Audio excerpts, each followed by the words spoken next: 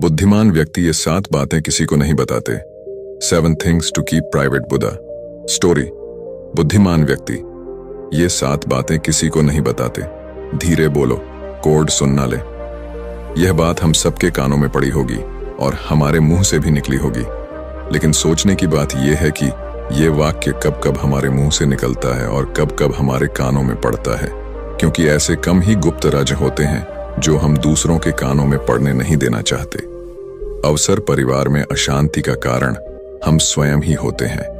हम इस बात को देख पाए भले ना देख पाए, पर यह असल सत्य है, क्योंकि जाने अनजाने मूर्खतावश हम खुद ही अपनी वो बातें दूसरों को बता देते हैं जो हमें कभी नहीं बतानी चाहिए, और वही बातें जो जाने अनजाने हमने किसी दूसरे के सामने बता दी थी, वही हमारे दुख का कारण बन जाता है, वही हमारे झगड़े का कारण बन जाता है, और फिर बाद में हमें पछतावा होता है कि मुझे पह बात किसी को बतानी नहीं चाहिए थी। मेरी ही गलती हुई कि मैंने जाने अनजाने ये बात सभी को बता दी। इसीलिए आज की जो बौद्ध कहानी मैं आपको सुनाने वाला हूं, उसे सुनने के बाद आपको 7 ऐसी बातें पता चलेंगी जो आपको कभी किसी को नहीं बतानी।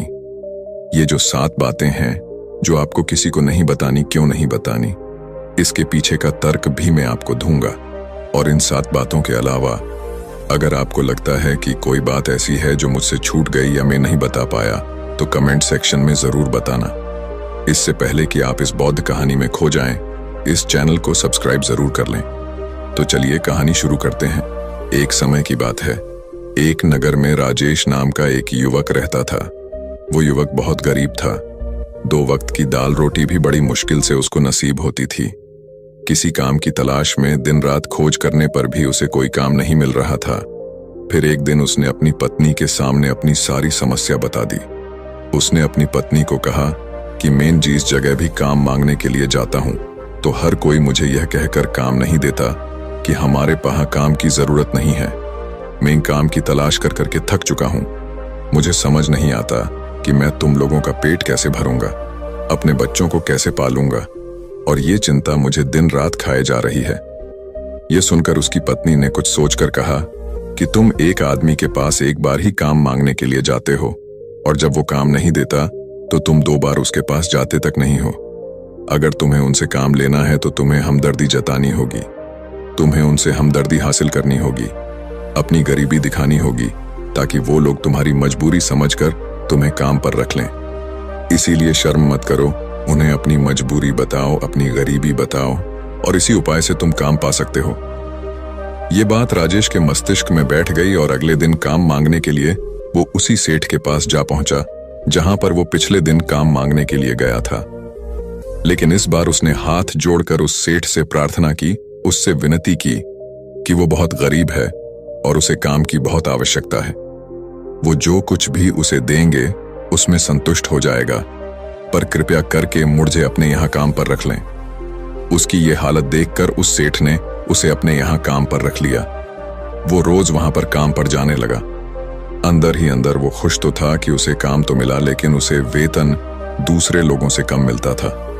वही काम जो दूसरे लोग कर रहे थे, उन्हें ज्यादा वेतन मिल रहा था और इससे कम वेतन मिल रहा था। जब इस बारे में उसने अपने सेठ से कहा तो सेठ ने कहा कि देखो भाई, तुम्हें काम की जरूरत थी, मैंने तुम्हें काम दिया। मेरा धन्यवाद करने की बजाय तुम मुझसे शिकायत कर रहे हो। यह सुनकर रिंकू वहीं पर चुप हो गया। बात कहीं ना कहीं सत्य थी। सस्ती सेठ ने तो उसे उसकी मजबूरी के हिसाब से ही काम दिया था और इसीलिए वो उसे अपने अनुसार ही वेतन देता था। लेकिन धीरे धीरे उसने ये बात अपने सगे संबंधियों और अपने दोस्तों को भी बताना शुरू कर दी कि उसका सेठ कैसा आदमी है और उसे कितना वेतन देता है। समय बीतता रहा और राजेश पूरी लगन के साथ अपना काम करता रहा, लेकिन अब परिस्थितियां बदलने लगी थीं। सेठ अब राजेश से दूसरे लोगों से ज्यादा काम लेता था और उसे कम वेतन उसे देता था। यह बात राजेश के मन को बहुत खलती थी। वो दूसरों से ज्यादा मेहनत कर रहा है और उनसे कम वेतन पा रहा है। इससे उसके आत्मसम्मान को बहुत गहरी चोट पहुंची। अब धीरे धीरे उसका मन अपने काम से हटने लगा। उसका मन काम में लगता ही नहीं था। जाहिर सी बात है कि ऐसी जगह किसका मन लगेगा जहां आदमी को अपने आत्मसम्मान के साथ समझौता करना पड़े। इसीलिए जल्द ही उसने अपना काम छोड़ दिया और वो घर पर आकर खाली बैठ गया। अब उसके पास घर का खर्चा चलाने के लिए भी पैसे नहीं बचे थे। इसीलिए उसने अपने सगे संबंधियों और अपने दोस्तों से सहायता मांगनी शुरू की। लेकिन उसके दोस्त उसके सामने तो उसे दया का पात्र समझते थे, उसे दिलासा देते थे, लेकिन पीछे से उसका मजाक उड़ाते थे। वो कहते हैं कि कितना बेवकूफ है, सेठ ने इतना काम लिया और बेचारे को पैसे भी नहीं दिए। अरे हम इसको पैसे दे दें तो ये कल हमारा भी पैसा वापस कर पाएगा। इसकी ऐसी हालत है, काम तो इसके पास कुछ है नहीं, पैसा कहां से लाके देगा। और इसी वजह से राजेश की हालत दिन ब दिन खराब होती जा रही थी। जब वो दिन रात तनाव में रहने लगा था, वही दोस्त, वही सगे संबंधी जो उसके अपने होने का दिखावा कर देते, वो उसे दया का पात्र समझ रहे थे। उन्हें उसके ऊपर तरस आ रहा था। सब लोग आकर उसे ज्ञान तो बहुत देते थे, लेकिन कोई सहायता नहीं करता था। और अक्सर ऐसा ही होता है, ज्ञान देने वाले तो बहुत मिल जाते हैं, लेकिन मदद करने वाले, उंगली पकड़कर, हाथ पकड़कर आगे चलाने वाले कितने लोग मिलते हैं। एक दिन उसे पता चला कि पड़ोस के गांव में एक बौद्ध भिक्षु आया हुआ है जो बहुत ही ज्ञानी है। राजेश इतना तनाव में था कि उसे कोई रास्ता नजर ही नहीं आ रहा था। इसीलिए जाने या अनजाने वो उस बौद्ध भिक्षु के पास पहुंच जाता है। वहां पहुंचकर वो सीधे उनके पैरों में गिरकर रोने लग जाता है। वो रोते रोते उन्हें अपनी सारी परिस्थिति बताता है। उसे बताता है कि किस तरह उसके सेठ ने उसका फायदा उठाया और उसके सगे संबंधी उसके साथ कैसा व्यवहार रखते हैं। सारी बातें सुनकर बौद्ध भिक्षु ने उसे चुप कराते हुए कहा कि बेटा, ये सारी समस्याएं तुम्हारी बुद्धिहीनता, तुम्हारी मूर्खता के कारण उत्पन्न हुई है। अगर तुम्हारे अंदर विवेक होता तो इनमें से एक भी समस्या तुम्हारे मन को दुखी नहीं कर सकती थी, लेकिन तुमने अपने अविवेक के कारण, अपनी मूर्खता के कारण खुद ही अपने रास्ते में कांटे बिछा दिए। आज मैं तुम्हें 7 बातें बता रहा हूं जो भूल कर भी किसी को मत बताना, और इन बातों का अनुसरण करते हुए तुम बाहर से मिलने वाले दुखों को दूर कर ही सकते हो जो बेवजह दुनिया की वजह से तुम्हारे अंदर पनपते हैं। पहली बात जो किसी को नहीं बतानी चाहिए वो है अपनी मजबूरी। अपनी मजबूरी का दिखावा करके, दूसरों का दया पात्र बनके उनकी सहायता लेने की गलती कभी मत करना। हो सकता है कि आज वो तुम्हारी मजबूरी देखकर तुम्हारी सहायता कर दें, लेकिन कल वो तुम्हारा फायदा उठाने से भी नहीं चूकेगा, और अगर फायदा भी नहीं उठाया तो दूसरों के सामने तुम्हारा मजाक बनाने में वो आदमी कभी नहीं चूकेगा। इसीलिए कभी भी अपनी मजबूरी का दिखावा मत करो। अगर घर में 2 रोटी है, सूखी रोटी है, तो वही खाकर सो जाओ, लेकिन दूसरों को इसके बारे में भनक तक नहीं लगनी चाहिए। जरा आप खुद सोचो, मजबूरी बताने का क्या मतलब होता है। एक इंसान का पातो वह दूसरों से सहानुभूति हासिल करना चाहता है या उनसे कोई आर्थिक मदद चाहता है, लेकिन अगर दोनों ही परिस्थितियां आप देखें तो दूसरा आदमी आपका फायदा उठाने से नहीं चूकेगा, और अगर वो फायदा नहीं भी उठाएगा तो अपनी नजर में तो वो आपको मूर्ख ही समझेगा, बेवकूफ समझेगा, और दूसरों के सामने आपका मजाक तो जरूर बनाएगा। इसीलिए अपनी मजबूरी के बारे में कभी किसी को मत बताना। वो आपके परिवार के सदस्यों को आपसे दूर लेकर जाने की कोशिश करेंगे। अवसर ऐसा होता है, हम समाज में देखते हैं कि हम अपने घर के डागड़ों को कम करने के लिए उन झगड़ों को अपने पड़ोसियों और दूसरे सगे संबंधियों को बता देते हैं, लेकिन इससे आपको सहायता कभी नहीं मिली होगी, बल्कि आपके घर के लड़ाई झगड़े और ज्यादा बढ़ गए होंगे, और वो जाहिर है वो बढ़ेंगे। अगर आप अपने माँ बाप की बात दूसरों को बताएंगे तो आपके माँ बाप को बुरा लगेगा ही कि हमारा बेटा हमसे बताए बगैर दूसरों को ये बातें बता रहा है। इसीलिए अपने घर की बातें और अपने घर की लड़ाई झगड़े किसी के सामने मत बताना। चौथी बात जो मैं आपको बताने जा रहा हूं, जो किसी को नहीं बतानी चाहिए, वो सुनने पर बहुत अजीब लग सकती है, लेकिन उसका सत्य भी मैं आपको एक तर्क के माध्यम से दूंगा। मैं कहता हूं कि अपनी आमदनी किसी को मत बताना। अब अपनी आमदनी न बताने के पीछे क्या मतलब हो सकता है? जरा सोचिए कि आप अपनी आमदनी अपने दोस्तों को बता देते हैं, तो जब आपके दोस्तों को जरूरत पड़ेगी तो वो सिर्फ आपको ही बात करेंगे, क्योंकि उनको पता है कि अगर आपकी आमदनी ज्यादा अच्छी है तो आप भी उनकी मदद कर सकते हैं, और इसीलिए ज्यादा लोग आपसे सहायता मांगेंगे, और जब आप उनकी सहायता नहीं करेंगे तो वो सोचेंगे कि इस आदमी के पास पैसे हैं, मेरी सहायता कर सकता है। लेकिन यह सहायता कर नहीं रहा है और इसीलिए जॉब की आमदनी आप दोनों दोस्तों के बीच एक झगड़े का कारण हो सकती है। कम आमदनी होगी तो लोग मजाक उड़ाएंगे और ज्यादा होगी तो सहायता मांगेंगे, तो अपनी आमदनी बताने का कोई मतलब नहीं है। पांचवी बात जो मैं आपको बताने वाला हूं, उसे आप गांठ बांध लेना और किसी को ये बात मत बताना। अपनी कमजोरियां और अपनी ताकत, अक्सर इंसान को पता नहीं होता है कि उसकी कमजोरी या उसकी ताकत क्या है। लेकिन अगर आपको अपनी कमजोरी और अपनी ताकत पता है तो पहली बात तो आप बहुत ही बुद्धिमान आदमी हैं। और दूसरी बात कि आपको ये बातें किसी से साझा नहीं करनी है, क्योंकि अगर आपकी कमजोरी या दूसरों को पता चल गई तो वो आपकी कमजोरियों का फायदा उठाएंगे, और अगर आपकी ताकत पता चल गई तो वही ताकत आपकी कमजोरी बन जाएगी, क्योंकि वो ताकत दूसरे आदमी को पता है और यो ताकत की कार्ड भी ढूंढ ही लेगा।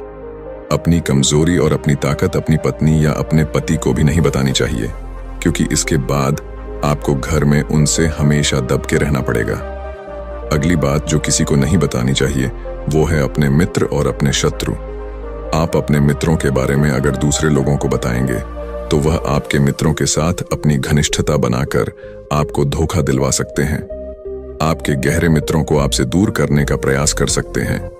अक्सर आम आदमी ऐसा नहीं करता, लेकिन आपके दुश्मन ऐसा करने की कोशिश कर सकते हैं। और दूसरी बात जो किसी को भी नहीं बतानी चाहिए वो है अपनी अतीत की गलतियों और भविष्य की रणनीतियां। जरा सोचो कि अगर हम अपने अतीत की गलतियां किसी दूसरे को बताते हैं तो उसका क्या प्रभाव होगा। वो गलतियां ठीक तो नहीं की जा सकती, जाहिर है, तो उन्हें बताने का क्या मतलब रह जाता है। आप अपने अंधेरे पक्ष को खुद दुनिया के सामने बता रहे हो, खुद अपनी गलतियां दूसरों के सामने बता रहे हो।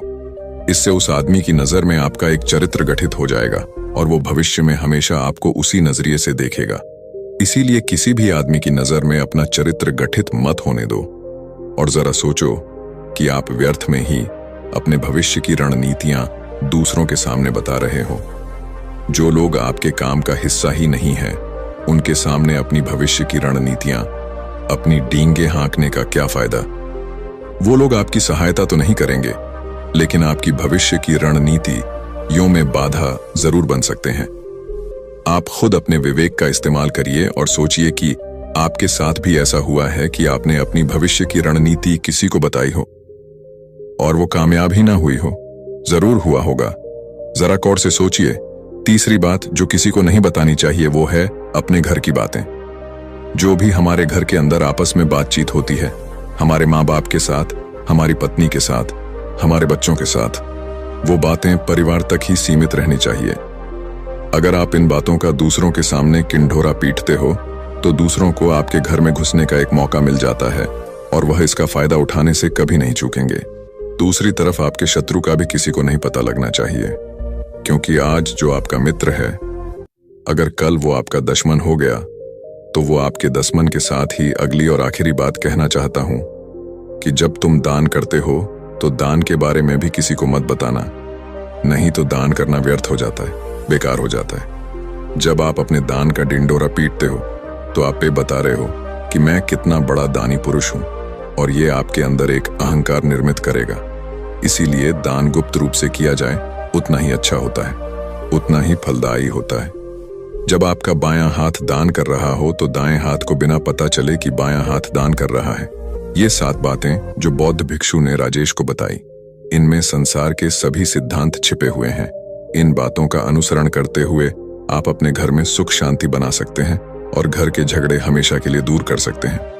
आप इन बातों के बारे में अपने विवेक से भी सोचेंगे तो आपको यह बातें सच मालूम पड़ेगी। हमारा कहानी सुनाने का मकसद यही है कि आपका विवेक जागृत हो। आप खुद उन बातों के बारे में सोचें जो हम आपको बता रहे हैं, और अगर हम गलत हैं तो आप कमेंट सेक्शन में वो बात जरूर बताएं जिस पर हम गलत हैं। और इनके अलावा भी अगर आप कुछ जानते हैं तो उन बातों को भी कमेंट सेक्शन में जरूर डालें। तो दोस्तों, कैसी लगी आपको ये कहानी? कमेंट सेक्शन में जरूर बताना। तो मिलते हैं अगली कहानी में, तब तक के लिए अपना ख्याल रखें।